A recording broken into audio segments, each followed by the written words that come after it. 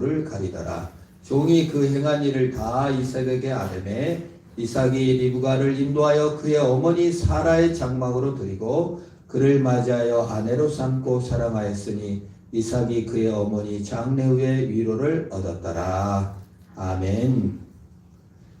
결혼은 그냥 섹스 파트너를 구하는 것이나 또는 돈, 경제력, 사회적 지위를 확보하기 위해서 하는 것이 아니고 결혼은 상대방과 약속하는 것이 아니라 하나님과의 약속, 언약의 증거다.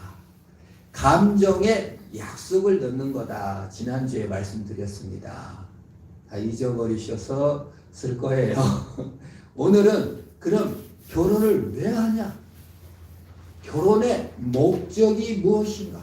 뭐 하려고 결혼을 하는가를 살펴보고자 합니다. 이삭은 왜 결혼했습니까? 리브가는 왜 결혼했습니까? 성경에서는 왜 우리를 결혼을 시킵니까? 남자들 보고 결혼하라고 합니다. 여자 보고 결혼하라고 합니다. 조카들이나 이런 설에 안 와요. 왜 안 오냐? 그러면 결혼했냐고 물어보는 건 너무 듣기 싫어서 안 한다는 거예요. 그래서 설날 절대 묻지 말아야 될 게 취직했냐? 결혼했냐? 애기 낳냐? 이런 거 절대 물어보지 말라는 거예요.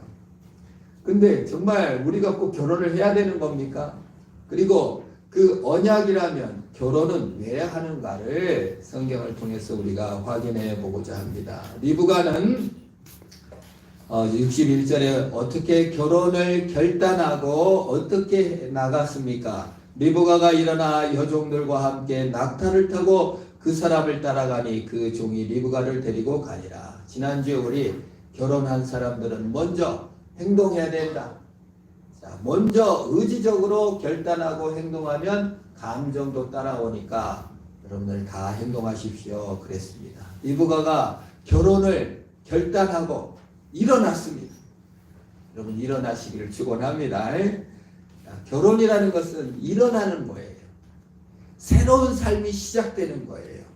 고생 끝 행복 시작이 아니라 일의 시작이요 새로운 피조물로 들어가는 것입니다. 여자들과 함께 낙타를 탔다고 했습니다. 그리고 그 사람을 따라갔다고 했습니다. 인도를 받은 것이죠. 이 결혼은 사실 정말 일어나는 것이고 부흥이고 그 사람을 따라가는 것입니다. 정말 우리 어머니와 아버지가 우리가 3남 1녀거든요. 근데 이제 다 결혼해서 다 살아요. 그러면 우리 형제와 어머니 아버지가 항상 우리 가족 태영이를 봐라. 쟤네들은 돈도 없지만 둘이 마음 합쳐서 사니까 잘 살지 않느냐. 다 나보다 돈 많이 벌어요. 다른 형제들이. 그런데 부모나 형제들이 볼 때는 쟤네 둘이 마음 합쳐서 일어나고 있으니까 잘 산다. 그리고 고모도 또 다른 형제들도 부모님도 그렇게 평가를 내립니다.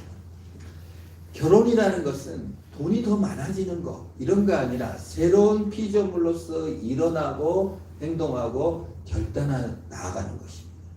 리브가가 뭐 돈 벌었다, 뭐 섹스 파트너를 얻었다, 뭐 기분 좋았다 이게 아니라 어떻게 행동하는가를 보여주고 있는 것이 61절입니다.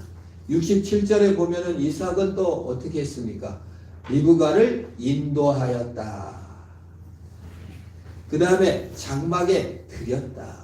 마음을 열고 영접하는 것이 결혼의 정말 중요한 요소입니다. 그 사람을 마음으로 받아들이고 맞이하였다. 또 자녀로 아내로 삼았다. 또 사랑하였다. 전부 다 동사예요. 그래서 위로를 얻었다는 겁니다. 그래서 성경이 말하고 있는 결혼의 목적은 사실 행동에 있고 그 행동은 위로에 있는데 이걸 다 종합적으로 말하면 동반자, 우정에 가깝습니다.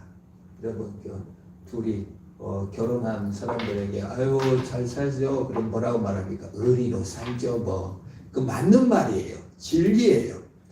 결혼은 의리만 남는 거예요. 우정이 남는 거예요. 애틋한 막 심장이 아직도 뛰고 그래서 존경스럽습니다만은 그게 남는 게 아니라 결혼의 원래 목적이 우정이에요. 원래 목적이 헌신과 거룩으로 나가는 겁니다. 창세기 2장 18절에 보면은 이렇게 나옵니다. 여호와 하나님이 이르시되 사람이 혼자 사는 것이 좋지 아니하니 내가 그를 위하여 돕는 벨프를 지으리라 하시니. 에덴 동산은 천국입니다. 지금 말로 말하면 행복 동산이에요. 근데 행복 천국에 사는 아담이 지독하게 어떻게 했다? 외로웠다. 고독했다. 그 말이에요. 천국에 살아요. 근데 고독했어요. 여러분 돈이 많아요. 지위가 높아져요. 자녀들이 아무리 잘 돼요. 뭐 아주 막 빛과 법적은 루비, 사파이어, 악어백 뭐 다 생겨도 지독히 외로운 것입니다. 물질은 나를, 천국은 나를 행복하게 해줄 수가 없어요. 동반자, 우정이 있는 자, 그리고 서로 헌신의 행동을 할 수 있는 파트너가 있어야 됩니다. 돕는 배필은 다른 말로 말하면 파트너예요. 우정을 나눌 수 있는 사람이 옆에 있어야만 합니다. 그것은 왜 그러냐면 인간이 본질적으로 우정을 갈망하도록 돼 있어요. 왜요? 창세기 1장 25절에 하나님이 사람을 만들 때 우리의 형상을 따라 우리의 모양대로 뭘 만들고? 사람을 만들자고 선언했어요. 인간의 본질은 하나님의 형상인데 하나님은 우리로 파트너십으로 계셔요. 하나님이 성부와 성자와 성령이 파트너입니다. 공동체로 계시단 말이에요. 그래서 하나님을 반영한 우리 인간은요, 우정 관계가 있어야만, 파트너가 있어야 더 행복한 거예요. 그래서 옛날 사람들이 결혼을 안 하고 있으면 뭐죠? 왠지 그냥 측은해 보이잖아요. 그래서 그냥 결혼 안 하는 거예요. 자기 결혼해서 뼈 빠지게 고생했으면서도 그래도 결혼해야 돼. 왜요? 그게 본질이에요. 인간의 본질이 파트너를 갖도록 되어 있다. 그 말이에요. 그것이 일부 우리 인간들이 얼마나 잘 알고 있는지 몰라요. 그래서 보니까 태진아라는 사람이 당신은 나의 동반자라는 노래를 불렀더라고요. 2004년도. 당신은 나의 동반자. 몇 번 연습을 해봤는데 잘 못 부르겠습니다. 영원한 나의 동반자. 내 생애 최고의 선물 당신과 만남이었어. 잘 살고 못 사는 건 타고난 발자지만 당신만을 사랑해요. 영원한 동반자야. 이게 이 노래를 듣는데 성경을 읽는 것처럼 가슴에 감동이 오더라고요. 이 정말 너무 잘 썼다. 영원한 동반자로 여러분의 배우자를 주신 것이고 영원한 동반자로 예수님께서 우리 옆에 오신 거예요. 그 언약의 내용이 뭐냐면, 결혼의 목적이 뭐냐면 하나님이 우리와 함께 하시다.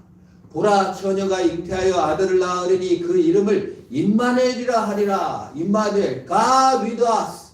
하나님이 우리와 함께 하시기 위해서 천국을 버리고 이 땅에 오셔서 상처받고 죽고 십자가에 못 박아 죽으시고 부활하신 줄로 믿습니다. 이걸 영원한 동반자, 우정, 친구가 되시기 위해서 이 땅에 오셨어요. 내 배우자가 되시기 위해 이 땅에 예수님께서 오신 겁니다. 그래서 우리가 결혼해서 파트너를 구하여 사는 것은 사실 하나님을 반영하는 위대한 발걸음인 거예요.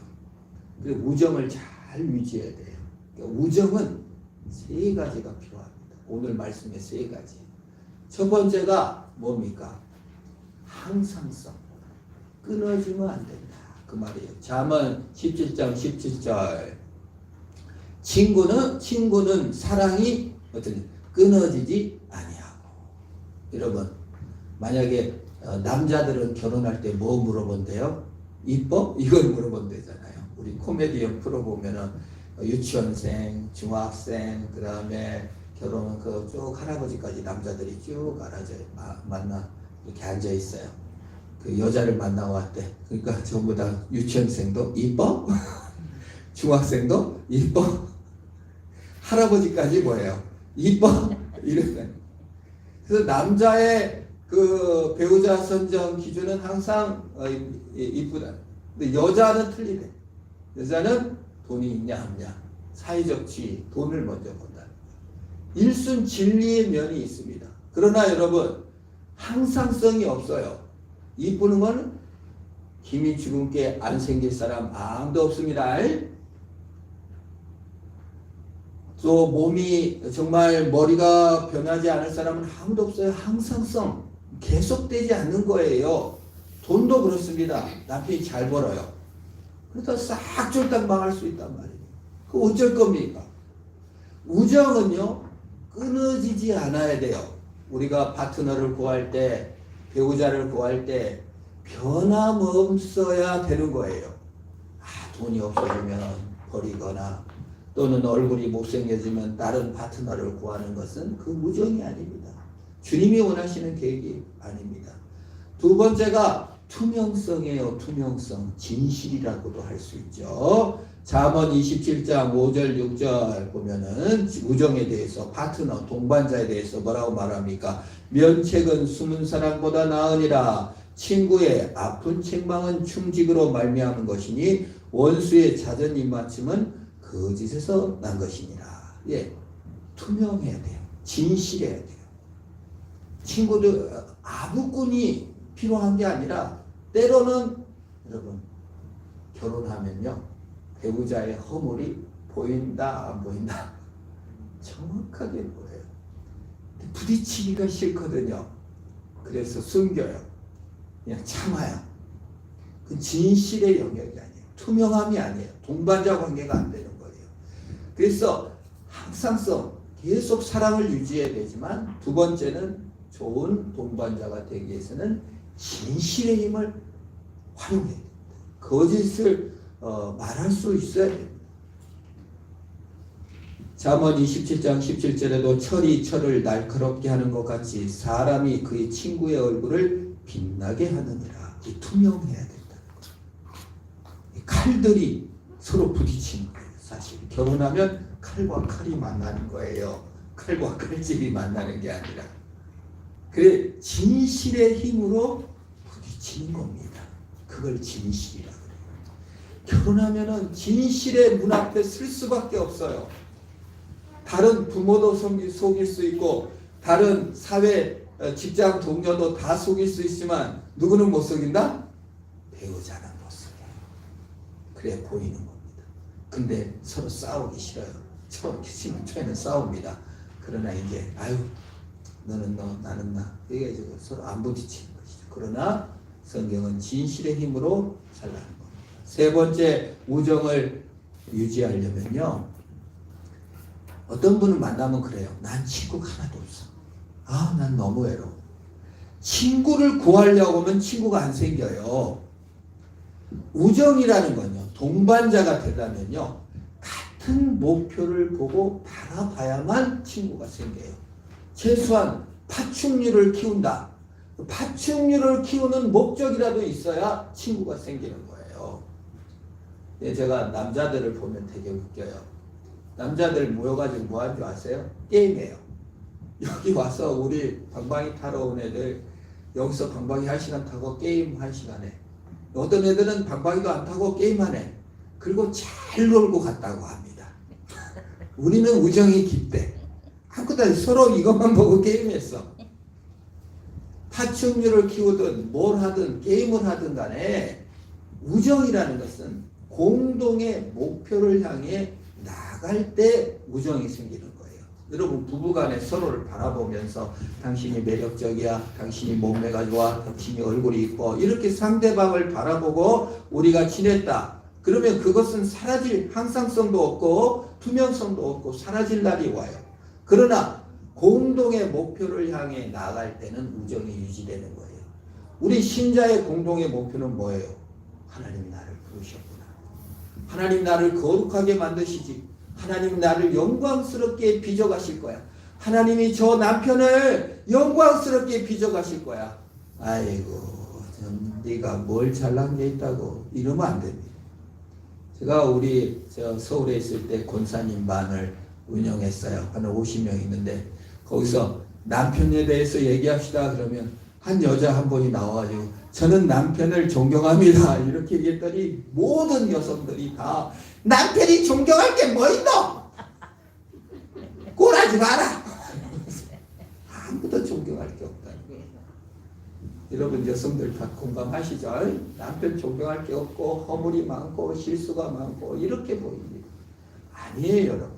거룩한 목표를 향해 달려간다는 것은 하나님이 저 남편을 향한 거룩한 목표와 계획과 그것을 목적을 볼 때 우정이 생기는 거예요. 우정은요 상대방을 보는 게 아니라 하나님을 보는 거예요. 우정은요 같이 뱀이라도 같이 키워야 서로 우정을 견지할 수 있는 거예요. 그래서 여러분 우리 남편하고 나를 사랑해 이런 거 하지 말고 공동의 관심사를 꺼내놓으세요. 같이 할 거를 꺼내놓으세요. 그 공동의 관심사 중에 예수 그리스도를 향하여 나가는 것이 목표입니다. 에베소서 6장 24절 27절에 우리의 목표에 대해서 이렇게 말합니다. 그러므로 교회가 그리스도에게 하듯 아내들도 범사에 자기 남편에 복종할지니라. 남편들아 아내 사랑하기를 그리스도께서 교회를 사랑하시고 그 교회를 위하여 자신을 주심같이 하라. 이는 곧 물로 씻어 말씀으로 깨끗하게 하사 거룩하게 하시고 자기 앞에 영광스러운 교회로 세우사 티나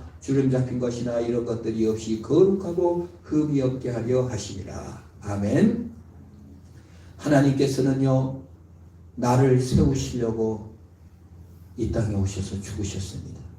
하나님은 나를 티나 주름을 잡힌 것이 아니라 거룩하고 흠없게 만드실 계획을 갖고 우리를 부르셨고 남편을 붙여주셨고 부인을 붙여주신 것입니다.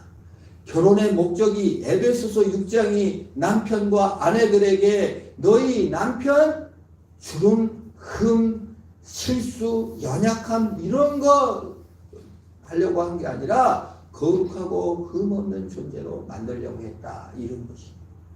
미켈란젤로가 다비드상이라고 다윗상이라고 여러분 15m 4년간 돌을 쪄냈대요. 알죠? 이탈리아 저도 가본 적은 없지만 사진은 많이 봤어요. 옷은 하나도 안 입었습니다. 그 멋진 동상입니다. 근데 이제 그 미켈란젤로에게 누가 질문을 했어요. 어떻게 이렇게 멋진 대리석으로 다윗을 조각할 수 있었습니까? 그랬더니 미켈란젤로가 이런 명언을 남겼어요. 돌에서 그냥 다윗스럽지 않은 부분을 떼어내었을 뿐입니다. 인생은 미완성입니다. 몹쓸 돌같이 그냥 다 미완성이에요.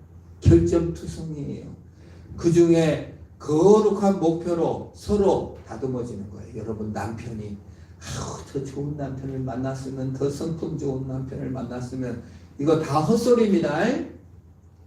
남편을 향하신 하나님의 계획을 알고 그 모순을 서로 찍어내주며 남편을 남편답게 만들어가는 것입니다. 부인의 격려. 여러분 남편이 직장에서 사랑받고 존중받고 아이고 일 잘하네. 친구들 관계가 아무리 좋아도 뭔 소용이 있어요. 집에 와서 부인이 아이고 꼬라지 당신이 나를 위해 해준 게 뭐 있어 맨날 헐뜯으면 그 남편의 심상에는 뭐가 그려져요? 나는 못난 것 같다. 그러나 세상 모두가 욕해도 부인이 당신은 너무 나에게 좋은 분이에요. 착해요. 고마워요 하면 남편의 심상이 뭐가 그려진다? 거룩으로 빚어져 가는 거예요. 그 역할을 서로 하셔야 됩니다. 서로 항상성과 투명성과 거룩을 마저 만들어 가는 것이 결혼의 목적이고 이웃과의 만남의 목적입니다. 어느 부부 이야기를 들었어요. 책에서 봤는데 여자가 아주 그냥 부끄러워하고 이런 게 아니라 아주 당당한 여자. 누가 이렇게 남자가 빈정되면은 바로 아이 뭔 소리야 하면서 아주 그냥 남자다운 여자예요. 남자는 막 고집이 세고 그냥 안하무인이고 남을 잘 무시해. 근데 이제 둘이 사랑하게 됐어요. 남자는 뭐가 좋아요? 내 숨떠는 여자가 아니고 그냥 자기가 막 빈정대고 그러면 바로 지적하고 용감해갖고 아우 진짜 멋진 여자를 만났다. 여자도 남자가 갑자기 너무 막 결정도 짜장면 딱 결정하고 뭐 먹을까 뭐 이러질 않고 이렇게 하는 게 너무 좋아. 그래서 결혼했는데 결혼하고 보니까 이제 어떻게 해요? 그냥 남자는 그냥 고집세지, 그냥 직장은 자주 옮기지, 불화하지. 그러니까 그냥 너무 짜증나. 근데 이 남자도 이제 여자가 자기를 냉담하게 대하고 그냥 피하는 것 같고 하니까 이제 이혼하기로 결정했는데 하필 결혼을 교회에서 했대. 언약을 맺었다 이거예요. 그래서 이렇게 끝낼 수는 없다. 그래서 이제 교회 목사님하고 상담을 하면서 문제를 발견해 가는데, 여자는 상처를 받기가 싫고 그 남자에게 이렇게 당당하게 말하는 면도 있지만 말해갖고 싸우는 게 너무 싫은 거예요. 포기해버린 거죠. 그래서 이제 노력을 하기 시작하는 겁니다. 투명성, 진실의 무기를 가져라. 이 말이 마음에 와서 당신이 그 말할 때 내가 얼마나 마음에 상처가 되는지 친절하게 진실하고 사랑의 마음을 갖고 거룩의 목표를 갖고 끊임없이 얘기해줬대. 근데요, 그 남편은 사실 부모도 포기했대. 시부모도. 쟤는 아주 고집불통에 저 어떤 여자가 저 남자 데려다 살까 걱정했던 그런 성격이었는데, 진실의 무기와 사랑의 무기로 끊임없이 얘기해주고 자기 감정을 얘기해주므로 변화가 됐는데, 시부모가 깜짝 놀랐다. 야, 너 어쩌다 그렇게 변화돼버렸냐? 놀라게 됐다는 거예요. 이게 결혼의 의미입니다. 진실성과 항상성과 거룩성을 가지고 서로 빚어가는 작업을 우리가 하신 거예요. 그래서 예수 안에 있는 자에 대해서 성경이 뭐라고 말합니까? 그런즉 누구든지 그리스도 예수 안에 있으면 뭐다? 새로운 피조물이다. 이전 것은 지나갔으니 보라 새 것이 되었도다. 여러분 결혼하면 뭐라고 해요? 팔자 고친다고 하잖아요. 이제 난 뭐 재혼하려고 한다고 뭐예요? 내가 이 나이에 뭔 팔자를 고친다고 그러잖아요. 결혼이라는 것은 새로운 세계로 뛰어드는 겁니다. 거룩으로 가는 것입니다. 예수를 믿는 것은 결혼이에요. 새로운 세계로 들어가는 거예요. 예수가 나의 배우자요, 예수가 나의 친구요, 새로운 거룩의 목표로 우리를 달려가게 하시는 것입니다. 영광의 자유에 이르게 한다고 그랬어요. 로마서 8장 21절에서도 그 바라는 것은 피조물도 썩어짐의 종로를 단 데서 해방되어 하나님의 자녀의 영광의 자유에 이르는 것이니라. 여러분 결혼하면 영광의 자유로 들어가는 거예요. 아유 저 남자는 어떻게, 이게 아니라 진실성과 항상성과 거룩성으로 해서 하나님이 나를 영광의 자유로 이르게 하신다. 그 말입니다. 그게 서로 그걸 사랑한다는 게 뭡니까? 서로 짐을 나눠지라. 갈라디아서 6장 2절에 너희가 짐을 서로 나눠지라. 그리하여 그리스도의 법을 성취하라. 포기하지 말라는 거예요. 여러분 남편은 아내를 포기할 수 없습니다. 아내는 남편을 포기해서는 안 됩니다.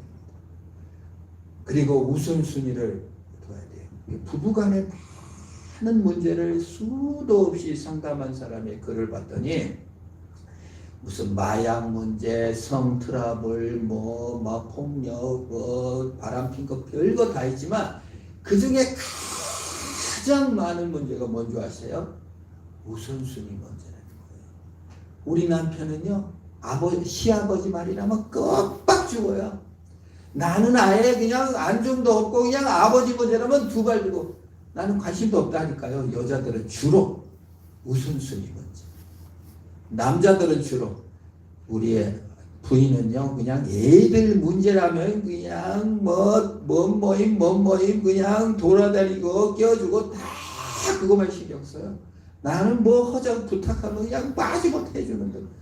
아유 결혼을 했는지 자녀 수발들려고 사는지 모르겠어요. 이렇게 주로 그 두 문제라는 거예요. 우선순위 문제라는 거예요. 성경에서 부부가 행복해야 자녀관계도 해결된다. 유태인의 교육법이 뭡니까?